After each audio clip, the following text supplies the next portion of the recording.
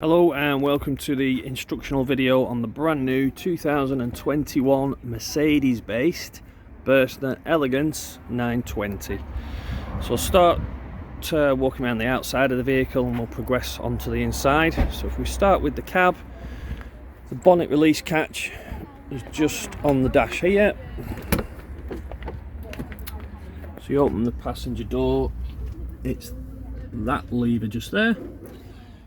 So if you pull on that, you can then lift the bonnet. There's no catch on this underneath here, it just simply lifts up from that point. The stay is just housed there and locates onto that lug just there. So just some basics under the bonnet. This uses a fuel additive, AdBlue, and that's where that's filled. There's an indication on the dash to tell you when that requires filling. It can go quite a number of miles before it's required when the warning light comes on the dash, but just make sure that that's filled as soon as it comes on. Basically, you've got your coolant, brake fluid, your oil fill is just there. I believe these don't have a dipstick. There's a warning on the dash to tell you if the oil levels become too high or low. Washer fluid.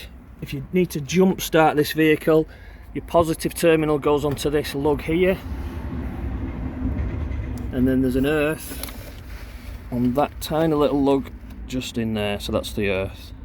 To close the bonnet, it does need quite a firm push in the centre, and that puts the catch back onto the bonnet. So just working around the vehicle then, the fuel filler is labelled up, it's just here. Got your gas locker. This customer's already put the gas bottles in it, so there's a changeover valve there to change from one bottle to another. This vehicle does have a crash valve on it, but these bottles have been fitted with their own independent isolators, but there is a crash valve on it. We'll come to that when we go inside. Just next to the gas locker is the Aldi chimney. So that's the exhaust for the Aldi heating system. If you're running this on gas, you will get steam rising from this, and that's where it exhausts its gas. So the exhaust from the gas when it's burnt. Just need to make sure that that's clear from debris, otherwise it will shut down. So the next locker along does have some pipe work in here. So these two taps here are to drain down the excess water from the boiler and the pipe work. So they're actually in the closed position. I'll leave them in the closed position, so that's the operational position. To drain down for winter, you're just lifting that tab up so that the yellow tab here is pointing upwards, and that's in the drain position. So as with all vehicles or motorhomes that carry water, it is important that they're drained down for winter use.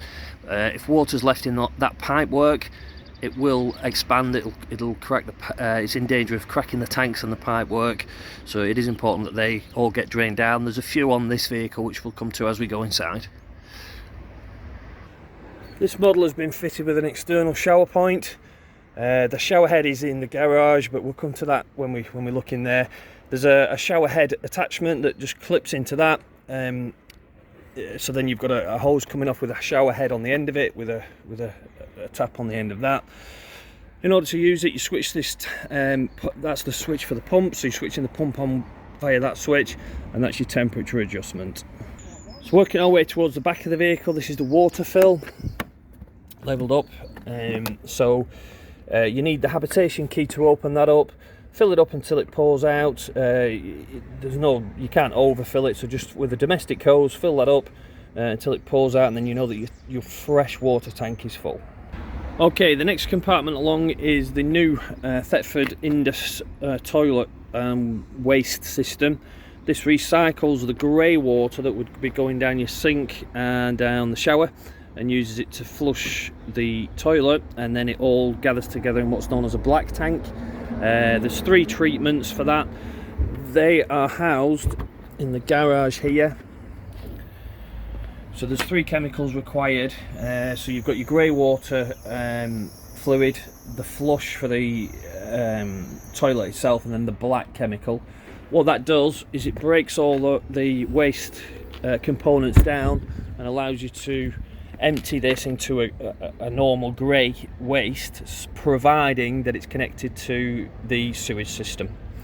So the way that the black tank is emptied is you pull this out. Okay, so you're pulling this out, taking off this head unit here, uncoil that. So you're only ever touching this handle. You then put this over the black tank disposal point, or grey disposal point if it's connected to the sewage system. So again, you're only ever touching this handle. So you would then place that onto the waste disposal point. You then press this blue button here, and that opens up the valve that's inside here. You then press the emptying button here. I'm not going to do this now, otherwise we'll have waste water on the floor.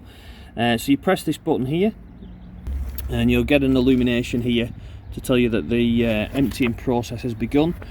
When it's finished, that will no longer be illuminated, so you know that the process is then finished. You can then recoil this pipe and put it back into its stowed position. For any excess drips, there is a tray here that can be removed once the hose has been put back into its stowed position. To put this back on, you simply place this back onto the carrier there and spin this around, and it will then recoil the hose, so you're only ever touching the handle at the top there. Then you fold the handle back down and restow the waste disposal hose. There is a drip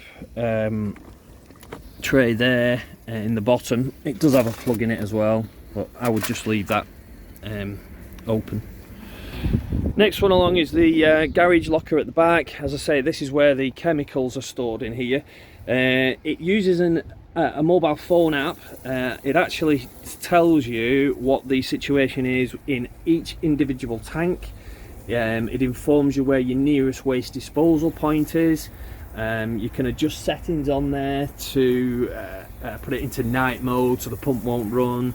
There's various settings in the app, and I'll put a link to the application in the description. These are the chemicals, and they're just opened by pulling them out like that. Remove the cap, and then that little hose there. When you put this in with the cap off, and that sits into the bottle itself, and that's where it gets its chemical. See, there's a sensor there to warning it that there's no bottle actually in there now. So just around to the other side of the garage. So this is the hose that goes onto the external shower point with the tap on the end of it there. We've got carpets in here. We've also got extra chemicals for the toilet system. There's an inflation kit, puncture repair and inflation kit. The winder for the awning is here as well. There is a separate instructional video for the winder. The buyer of this particular vehicle has had the outgoing Fiat model, so he will be aware of how to use the awning. These lights are just touch sensitive in the back here, and there's a main socket in there as well. So the next noteworthy thing, as we've just moved towards the front of the vehicle, you've got your fridge vents. It draws cool air in at the bottom, expels it at the top. Just make sure that these are kept free from debris, otherwise the fridge won't be able to vent properly. Underneath that we've got an external barbecue point. So this is just a bayonet fitting that slides into there to release it, same as the external shower point. You push on that collar, so when you push the fitment in, that collar slips down, so you just push that collar back, and that releases the attachment for the external gas appliance. It's switched on via this tap here. Underneath that is just a locker through, right the way through for the double floor storage arrangement. So that brings us into the inside of the vehicle. Okay, so we'll start with just by the door. We've got the control panel housed behind this door here. Okay, so this here, I mentioned about the gas system. That needs to be switched on in order to get gas through the vehicle, so you can actually travel with the gas switched on. And if you've not got a green light here, you're not going to get gas through the vehicle. So there's a relay that clicks, and you'll hear it click when you switch that on. So that's a crash sensitive valve that allows you to travel with the gas switched on, so you can have the alder heating running as you're travelling. Next one is the pump for the alder heating. It'll run through to warm the engine coolant. Next one down is the actual alder heating itself. So that's your main switch there.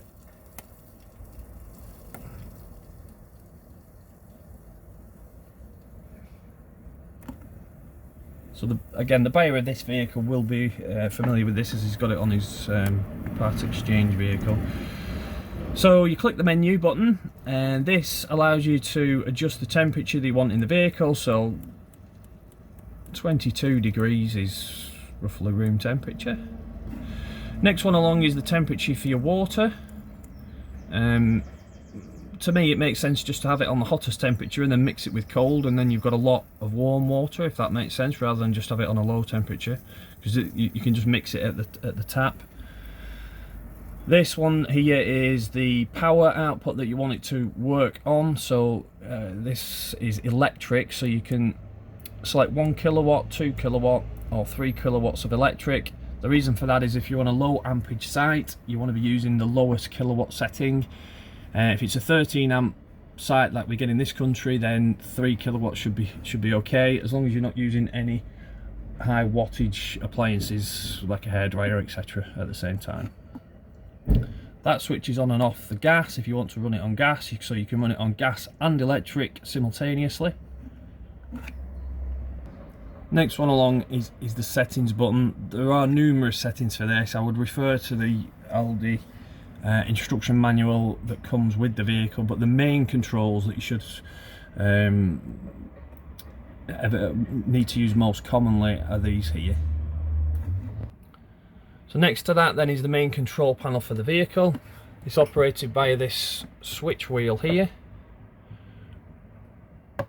So you're switching the main circuitry for the vehicle on and off if you've selected this button here. So as you can see, that's switched the lights on. This is illumination here is telling us that we're plugged into mains electric at the moment. So you can scroll through with this wheel here. Okay, so I'll run through that with you. The first one is your leisure battery situation. So we're plugged in, it's showing a high voltage there. Next one is your engine battery, again plugged in, so we've got a high voltage there.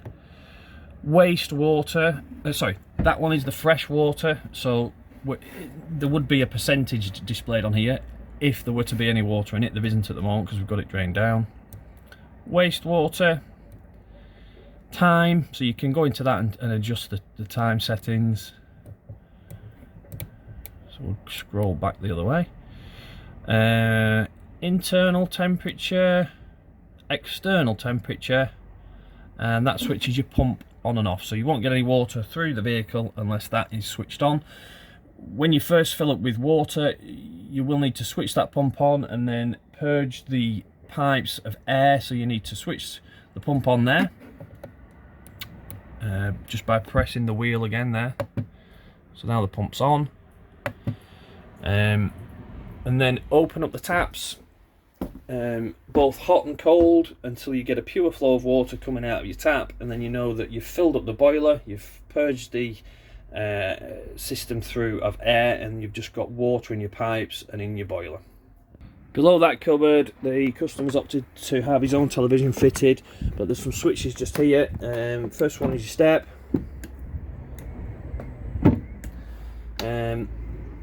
Light switch for outside on the LED strip lighting for the awning. Handle light that just there. These switch, there's one of these in the front, one in the back bedroom area as well. So that switches the various lights on and off in the vehicle.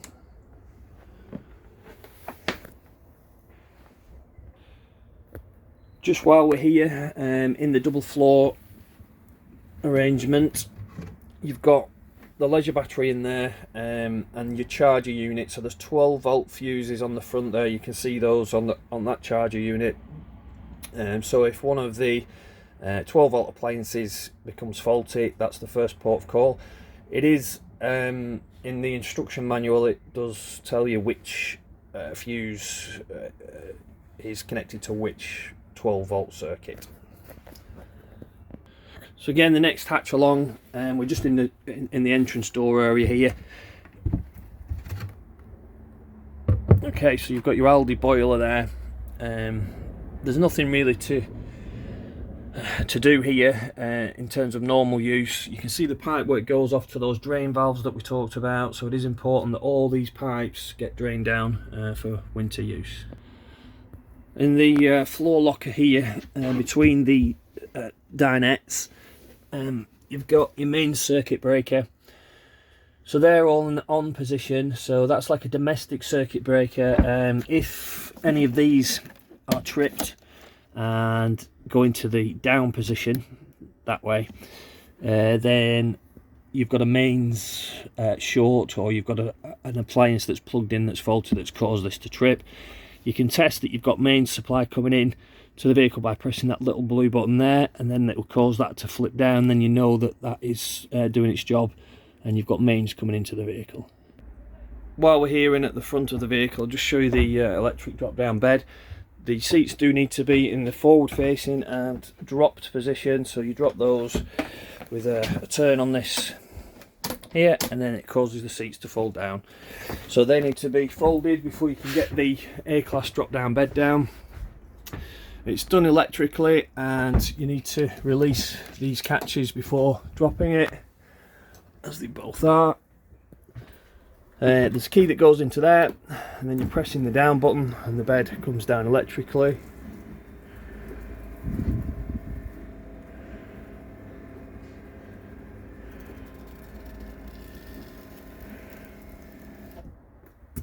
Okay, so that's the bed in the lowered position. There is a manual override for this. If the battery becomes discharged, or for any reason there's a fault, or you can't get the bed back up electrically, there is a manual override, which I'll show you once we've lifted the bed back up. Just while we're here, the two dome things there are chargers for Burstner home lights. So there's a little electrical candle that magnetically attaches to those. They're dotted around in various places in the vehicle. The charge points for the electric home light candles, you've got two USB points and light switches for these lights that are in the bed area. Just while we're in the cab, the captain's chair release is this lever just here to spin the seats around. Sorry, it's a bit difficult with one hand. So it's turned that way, and then that will allow you to spin both seats around. So as you can see there, both seats swiveled around. To blank off this cab area for night use, there's concertina blinds that draw together. So there's one that comes from that side, one that comes from this side, and they draw together and are attached magnetically with a magnetic strip across the front there. On the main windscreen, the front windscreen, it's the same sort of system, but this draws up from the bottom. So that's the blind in the upmost position, and it's the same on the other side. So these corner windows here have the same system, the concertina blind that draws across there. Just while we're still at the front of the vehicle, the bed if you ever needed to draw it down manually, there's a winder that goes into this slot here. So it just pushes in, and it's got a wheel on the end of it, and you just spin that round, and that allows you to draw the bed up and down in emergency situations. Okay, so the bench seats on this model, you can convert those to belted seats. So underneath this side here, and also the opposing side, there's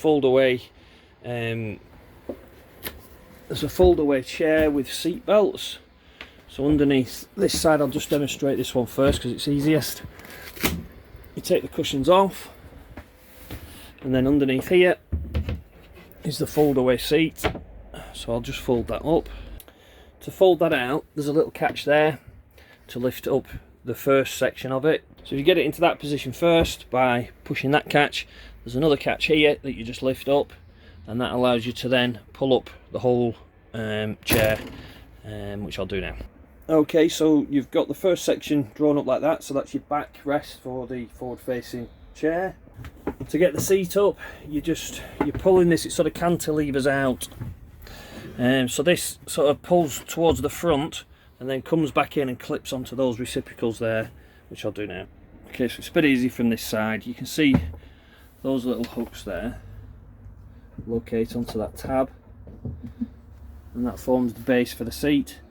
To fold it away again, you just lift it off like that, and then it folds back down into its lowest position. So exactly the same situation on the other side. Fold away chair does exactly the same thing and folds away in exactly the same way. Okay, so the operation of the fridge, you're basically just switching it on with the dial there. You can go into the menu by further pressing this button here. So you can adjust the temperature.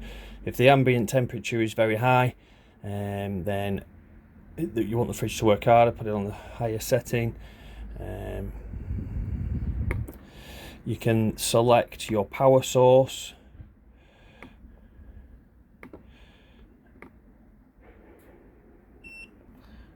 Okay, so you can select your power source in this menu here. So you've got 12 volts on the battery. That'll only work when the engine's running. Gas, obviously if you're off grid and you want to cool the fridge. And mains electric. The best way to do it is just leave it on auto, which is illuminated there, and that will then select the most relevant power source. This fridge can be opened from either side, as the freezer section can as well.